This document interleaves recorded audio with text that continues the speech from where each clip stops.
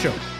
This is the Brown Duke Gun Show. My name is JP. It's here today, as always, with Brandon. We are the official podcast for Century Defense Indoor Range.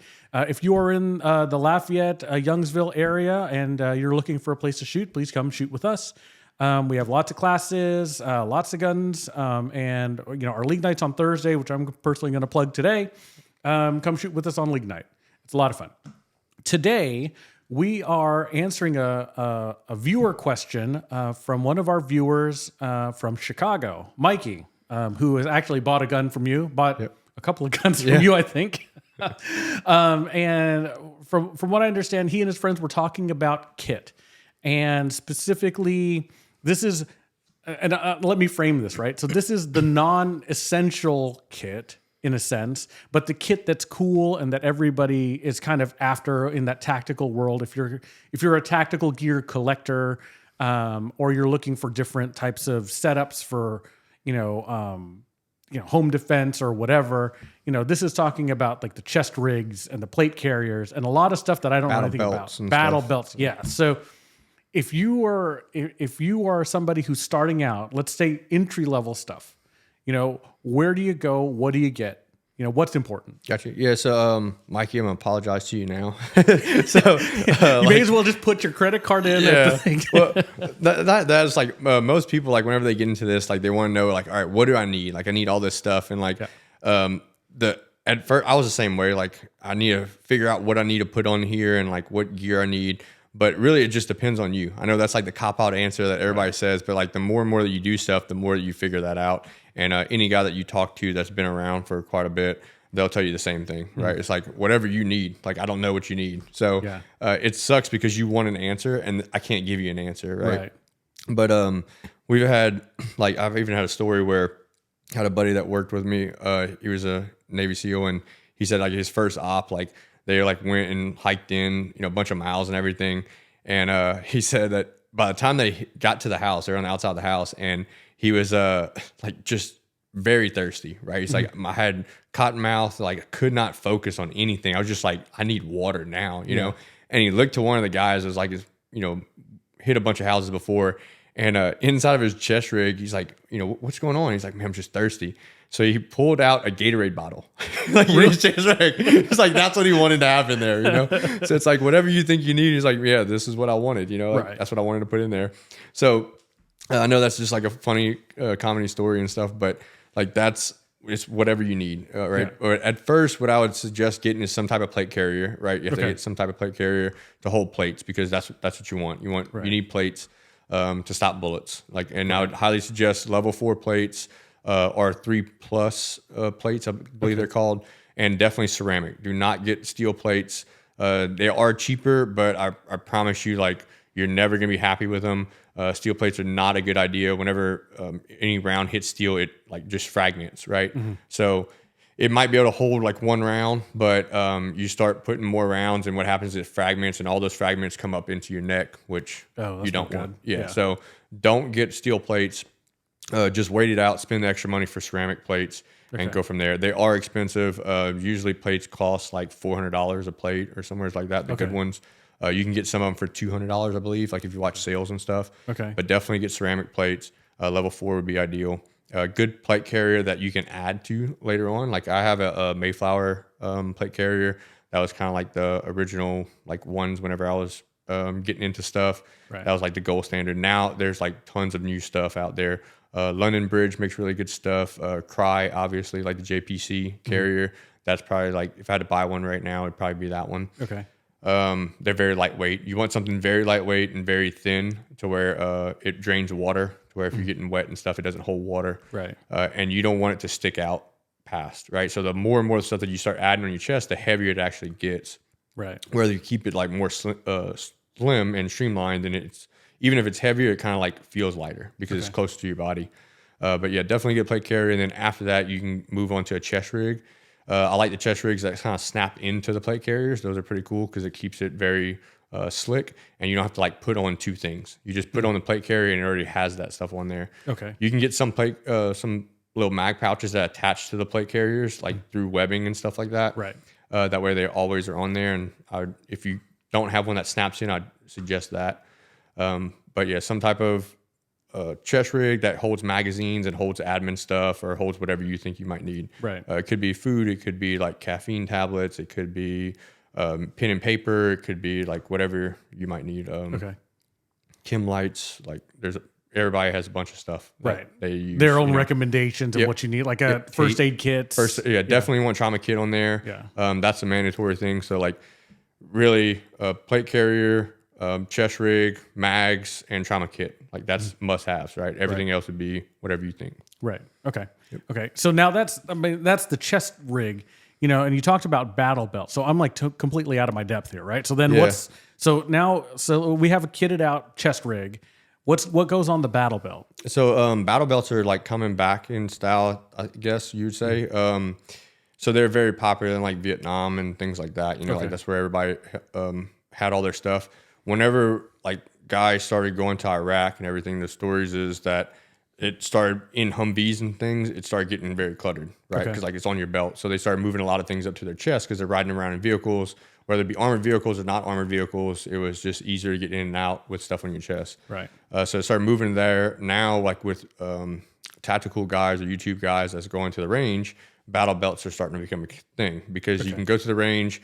Whenever you get to the range, they snap it on and everything's on the belt and it's not on their chest, so they can move around a little bit faster. Okay. Right. So you can obviously, like some guys run both of them, but you have a holster on the battle belt. It'd be a 2-piece system. So something like our competition belts where you have a Velcro inner liner and then you have the outer belt that like snaps onto the Velcro. Right. Okay. So you have a holster. You might have some mag pouches on there for like speed reloads and things like that, whether it be pistol or rifle. And then some guys put a trauma kit on there too. Okay. Okay. Yep. So if you didn't have a battle belt though, and you had a chest rig, well, I guess the thought is that you're carrying a rifle on a sling. Is that how it's? Yeah. So you carry a rifle on a sling, and then you'll have a handgun, right? Okay. So would that be holstered on the chest rig? No, like either inside the waistband or outside the waistband, just on the regular belt. Oh, okay. A battle belt would be like the 2-part system. Got it. I never usually used one of those for like classes and things like that, and for like civilian stuff. Like I'm not in military or police or any of that stuff, so I would always figure like, hey, I have a chest rig that's inside the vehicle, and I have my concealed carry stuff on. So like, how do I add like? What is the fastest way to throw some stuff on? It's just like put everything on the chest rig. So I don't want to add an extra battle belt to where I'm like undressing and doing all this stuff. I just like throw on a chest rig and I can go. Okay. So I still have like a concealed carry gun on at the same time. Got it. But yeah, if you want to have a full loadout rig, like if you know that you're going to do some stuff or like more offensive, then yeah, you'd probably have a battle belt with an outside the waistband, like Safari Land holster to where it's easier to get to the gun. Probably have like some type of speed reload for your rifle and for your handgun on the belt because it's easier to load from the belt than it is on the chest rig. Right. So, and then you'd probably have a helmet too, then, right? If you're doing offensive stuff. I mean, with your if you're going to do night stuff with that's the only reason why you'd have a helmet is like for night vision. Got it. Put goggles on. Okay. It's just easier that way. Okay. How about radios? So like radios. I'm not too familiar with like different types of radios, but you can have radios. The issue is that like to get really good radios and to get them encrypted and stuff, it's extremely expensive, right? Like $1,000 a radio, you're going to spend for like Motorola and stuff like that.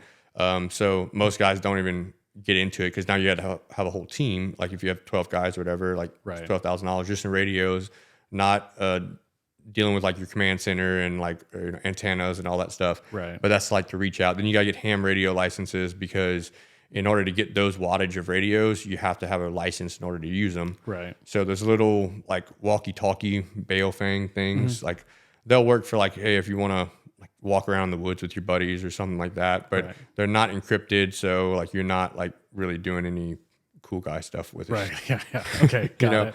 Yeah. Okay. So really, okay. So then it's almost really a choice. So it starts from your concealed carry gear, right? Okay. So you've got it inside the waistband. Maybe you carry appendix. Maybe you carry 3 o'clock, wherever you carry, right? And then the philosophy is you build around that. Yeah, so that's what I did. Yeah. Yep. Okay. Yeah, and for like a civilian type, things for sure. like, hey, an active shooter or like something happens and I'm like, hey, I need a rifle all of a sudden right away. I can throw in some plates and then Yeah, Mikey's a nurse. Yeah, so that'd be perfect for him. That's what I would suggest. Like, you have a 4 o'clock out, inside the waistband gun, and then you can also like, hey, I need to quickly take this off to where I don't look like a target. Right. You can easily take it off and just like throw your shirt over your concealed carry gun, and now you're a regular civilian again. Right. Yeah, makes sense. It's very easy to do that. Okay.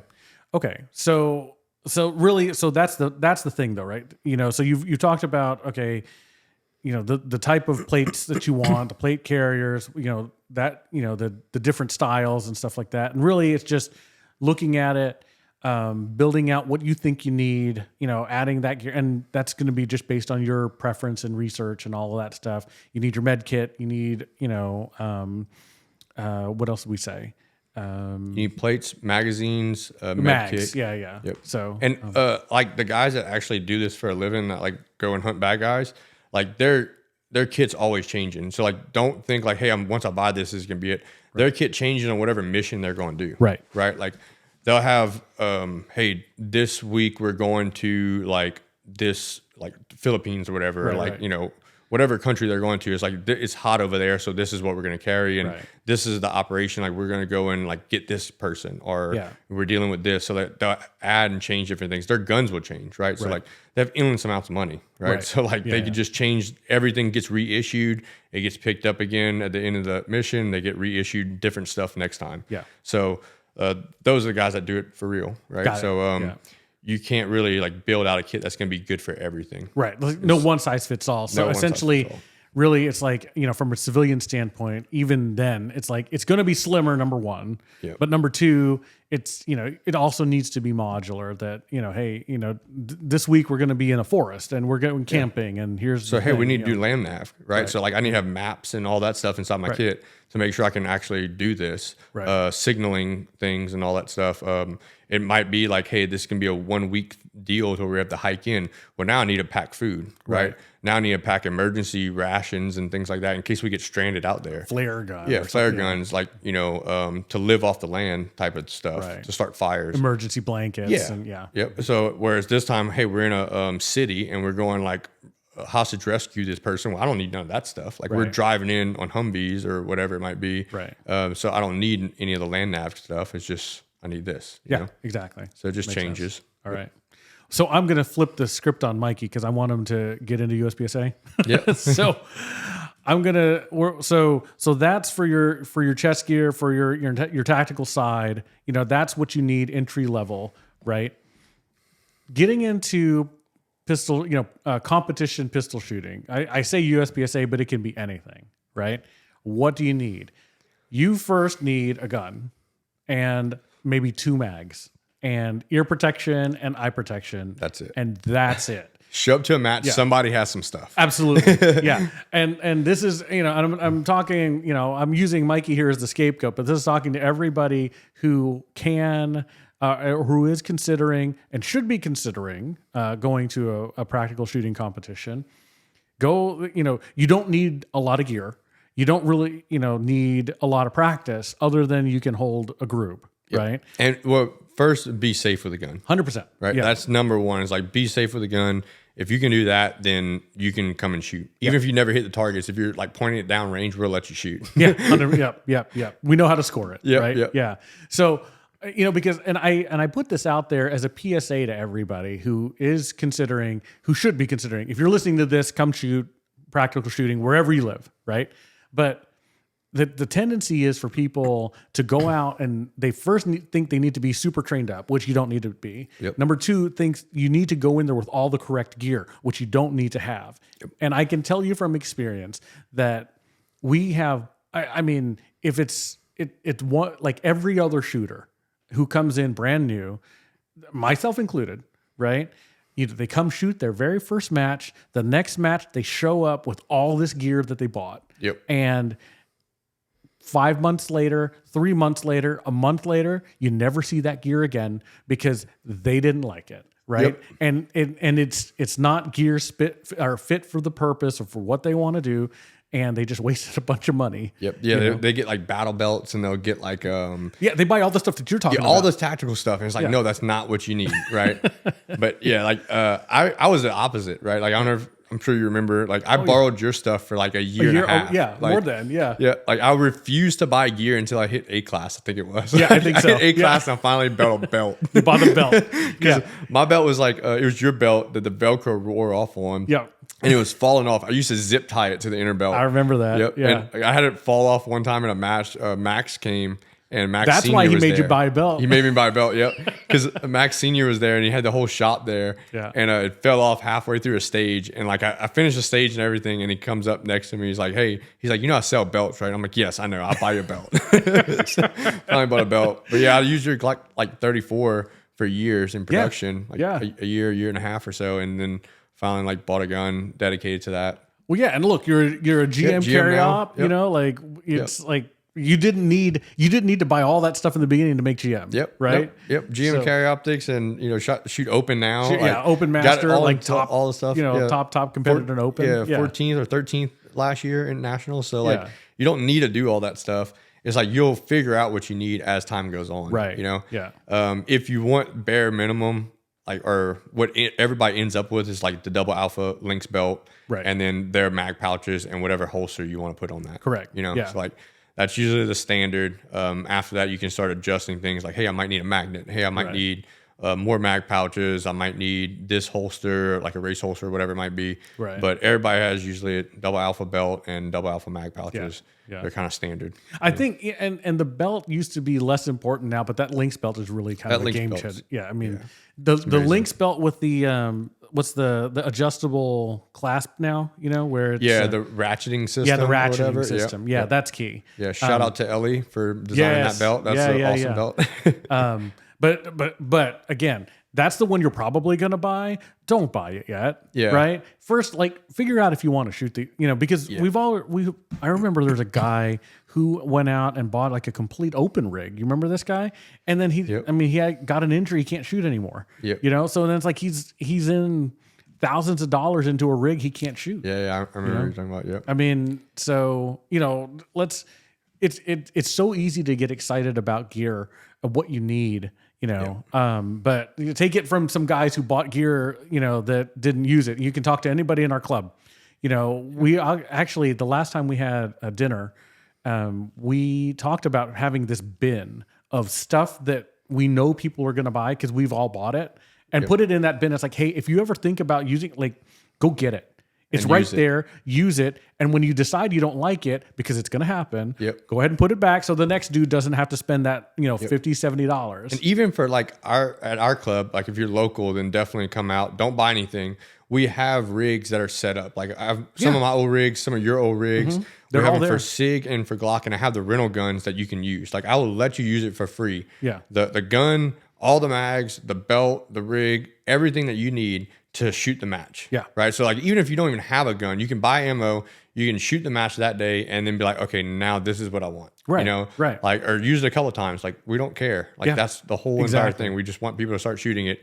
Then you can figure out what you want from there. And because honestly, you can be years into the sport and you can just keep switching. Yep. Right. And the idea that you buy it once, cry once is like, until you get to a certain level, not level like as a proficiency, but you'll figure out what you like and you don't like. Yep. But you won't figure that out until you actually shoot a bunch, Yeah. So don't go, because you're going to buy something, you're not going to like it. Or even if you buy the right thing, you're going to be like, well, this might be better. And you're going to go and buy that and figure out it's not better and then go back to the other one. Right. So you're always going to have more gear than what you need. Correct. And just some guys like take it too far because that's the way they are, Yeah. right? Like no matter what sport they get into, like you can look at golf, you can look at fishing and all those other hobbies. Like you get a guy that's into golf that he like the main thing is that he wants to buy gear. So every year he goes out and buys new drivers, he buys new clubs. He has all the top stuff like every year, and that's what he enjoys to do. Is just buy stuff, I guess. Yeah. Well, we got guys in the club like that. That's what I'm saying. Like every hobby, there's guys a like couple of them. How many guns Chad bought? Like how many platforms? Glenn, we laugh. Well, and they come back every time they come back from a major match. You find out what's the cool stuff. It's like, oh, they have carts now. Yep. And they have carts that they have carts that you sit on. It's like it carries all your gear and it's a chair. Yep. It's like Oh, I need to have that. that's cool. He's Yeah. getting mad at us for talking about it. I remember he was very much like that though. He bought like Smith and Wesson guns and came in and had comps on them and stuff. And I was like, dude, you're not going to use this competition. He's like, oh yeah, this is a perfect competition gun.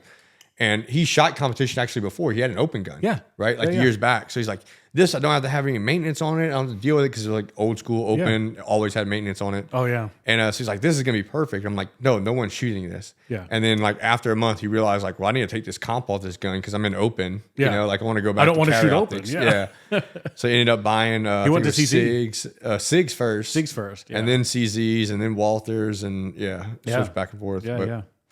So yeah, just come out, shoot, and then figure out what you need and then go from there. I think that's the easiest. And like part of it is you have to control your impulse to buy the cool stuff. Because when you get there, there are people wearing all this cool looking gear. Yep. And there's this, and I understand it, right? Because you will be the only one there without the cool looking gear, and you don't want to be the only one without gear, right? It's like when you show up to your first soccer practice and you're the only one without cleats.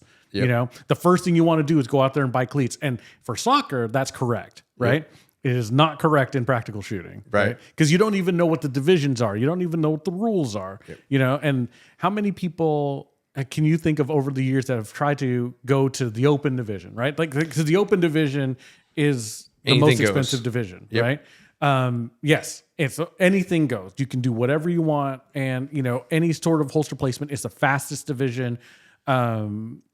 But people try to do it. You know, I'm going to shoot open with a compensated Glock, or I'm going to shoot open with whatever this thing is, and they have these ideas of what open is. Yep. And it's like, no, let's pump the brakes and understand that like what you're getting into. You know, it's like I understand that you're going to try to do this on the cheap, but You can't. you can't. You're competing with people who have $15,000 rigs. Yeah, if you're worried about money, you should not be an open. Correct. Like Yeah. I remember Blake told me that one time, and it's like it makes complete sense, and that's why we hate shooting open at local matches. Like I absolutely hate shooting an open gun at that match, not because it's like it's harder to shoot or anything. It's just because the next person, the person that's brand new, looks at that and says, "That's what I need." It's like, no, you don't need that. Correct. Right? So like I would want to shoot like the worst gun. Like, I often think about that. That's why I'm building like limited optics gun, just because I don't have to shoot the open gun at a local match and have to deal with brass. But like give me your gun. Like I'll shoot your gun for the match and I'll still win. Right? Yeah, Like, exactly. So Yeah. It's not about the gun whatsoever. No, it's not. No. It's all about like making sure that you can get to the skill level. Well, I stopped, and I'll tell you, I stopped shooting open a lot, mainly because it's the same thing for new shooters, but on a different level. It's just because, and this is tangent, but they're so loud indoor that, I always feel like like it would do more harm than good for a new shooter to see that's like, oh my gosh, what the hell? Like so much. That's the only way to win. That's right. Right. That's because what if you and I are shooting, like if you and I are shooting the match, like chances are we're either gonna win or we're gonna be in like the top two. Yep. Right. Yep. Depending on who shows up that day. Right. But you don't want them to look at you and like, number one, you need to have a $15,000 gun to shoot, or not rig, a complete rig to shoot this thing, right? Number two, it's like I don't want people to think, man, it is so loud in there that like because I know, like I remember when I first started shooting at the range, when we started the club 6 years ago, I remember people like to a T that, man, your gun is really loud. Yeah, it sounds like a rifle because all like ports and everything else. Yeah, and I like to be the opposite way, like. It feels better the opposite way. I remember one time we were doing a class at Blake's range, and they had 3 other guys that, I mean, they're like master level shooters or like really good, and they all had like matching jerseys on. Like they had a team jersey, right? And I had just a regular T-shirt. We went eat at Starbucks or not Starbucks, Subway. Okay. And we walked in the Subway, and they're like, well, what do y'all do? And they're like, oh, we're here for a shooting match or something. Like, oh, well, we saw the jerseys. We didn't know, like, so who's the best one? Yeah. And all 3 of them like turned and like pointed to me. And they're like, well, he doesn't have the jersey. And like, he doesn't need a jersey. That's what the thing was. It's like the jersey or all the cool stuff doesn't make you a better shooter. Right. It's not going to let the sponsorships, the everything. Yeah. It's like, no, it's, you got to put in the time and shoot. That's the only way you're going to get better. Right. No, I a similar story. I remember it was like maybe 2 or 3 years into the club, and I'd been shooting open the whole time. Right. And, and it was a classifier match, and I forget which division. I think I either went back to production or like it was like right when Carry Optics came out or something like that. And I had a completely different rig, and all the guys were giving me like, oh man, no, here he is, And then I didn't know, right? Because it's still at that time was like, still very focused on running the match because there were very few people who were helping out. It was like Mike and Aubrey, and those guys were helping out. But otherwise, it's just, people who could help when they can. The point is, I went up to shoot one classifier. I forget which one it was. It doesn't matter. But, I went and shot it, boom, boom, boom, boom, whatever. Had about the same times that I usually have, right? And about the same hits. And, I walk off the stage and I forget, I think the guy's name's Mark. He's a real tall guy. He doesn't shoot anymore. Heavier set guy. But anyway, he pulled me aside. He goes, I guess it's not the gun, because they were always like, oh, it's just because the open gun. It's like, to me, it was like, oh, yeah. Okay. Like that was like the best compliment. I don't think he knew he was giving me a compliment. I was like, that's the best compliment he could give me. Definitely. Like, yeah. Okay. Yeah. Because it's not the gun. The gun doesn't matter. But to that, taking it forward to, to the club now and with all the new shooters that are coming in, it's just, shooting open is just like, it's like, it's something we do outside now. Yeah. But that's kind of how I've, it's either outside or like right. If I'm leaving for the match the next week and they have a local match, I'm like, hey, I just need to shoot the local match. Then I'll shoot open that day. But a couple of times, like maybe right before, maybe 1 or 2 weeks before the big match, then you'll see the open guns come back out. And, you'll see the demeanor change, all of that stuff. But, limb ops, I'm still on the fence. You need to shoot mine, man. I got it that's done. True. Yep. Yeah. I put the Delta point on it for right now until the new optic comes out. But. Well, maybe I'll borrow your limb ops gun. There you go. It's there. It's in the safe. You know where it's at. That's right. So, okay. So I think, we talked about the, the tactical gear side. We talked, which, there is a set of gear that you may want to get. Competition stuff. You don't need anything in the beginning. You'll let your interests drive what you want to get, but at least wait a month before you buy anything, right? Yep. Other than the gun, even a gun, don't buy a new gun. Just go with the gun you have. Yeah. Come with what you have. You will make it. You know what I mean? Because there are people in competition who do well with Berettas. They do well with SIGs. They do well with Smith & Wessons. It doesn't matter, right? Revolvers. You remember we had that guy who shot revolver a bunch? Yeah.